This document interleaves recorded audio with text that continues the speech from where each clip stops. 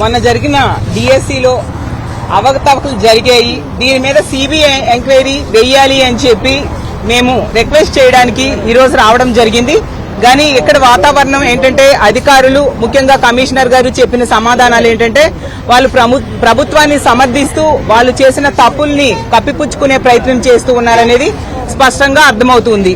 మేము ఒకటే డిమాండ్ చేస్తూ ఉన్నాం, ఈ డిఎస్సిలో జరిగిన అవకతవకలపై సిబిఐ విచారణ జరగాలి.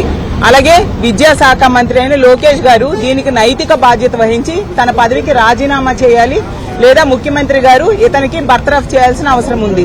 అలాగే నిజం చెప్పాలంటే ఈ రాష్ట్ర చరిత్రలో ఎప్పుడు ఇలా డిఎస్సిలో పేపర్ లీకేజ్ అనేది జరగలేదు. ఈ కూటమి ప్రభుత్వంలో పేపర్ లీకేజ్ జరిగిందంటే నిజంగా సిగ్గుచేటు. అసలు డిఎస్సిలో ఈ ఉద్యోగాలు కూడా ఎమ్మెల్యేలు అమ్ముకుంటున్నారంటే నిజంగా ఇంత దారుణంగా దిగజారిపోయారు అనేసి అర్థమవుతూ ఉంది. స్పోర్ట్స్ కోటాలో కూడా ఈరోజు అవకతవకలు జరిగాయని స్పష్టంగా ఎన్నో ఉదాహరణలు మనకు కనిపిస్తూ ఉన్నాయి. ఎస్సీఆర్టీ ద్వారా పేపర్ లీకేజ్ జరిగింది అనేది మనకు స్పష్టమవుతూ ఉంది.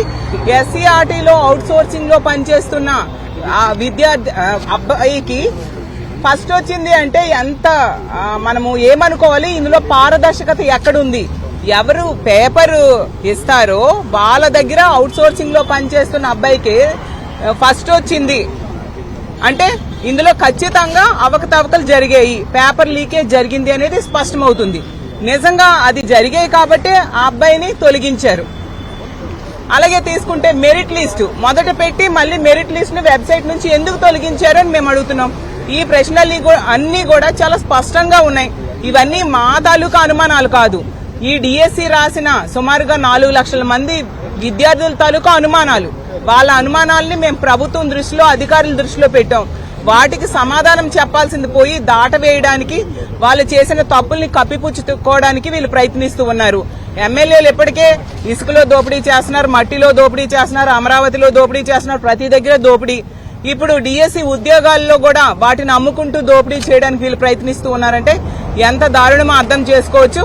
ఇప్పటికైనా మేము డిమాండ్ చేస్తూ ఉన్నాము, ఈ డిఎస్సిలో జరిగిన అవకతవకలపై సిబిఐ ఎంక్వైరీ వేయాలి. అలాగే దీనికి నైతిక బాధ్యత వహిస్తూ మంత్రిగా ఉన్న లోకేష్ గారు రాజీనామా చేయాల్సిందిగా మేము డిమాండ్ చేస్తూ ఉన్నాం.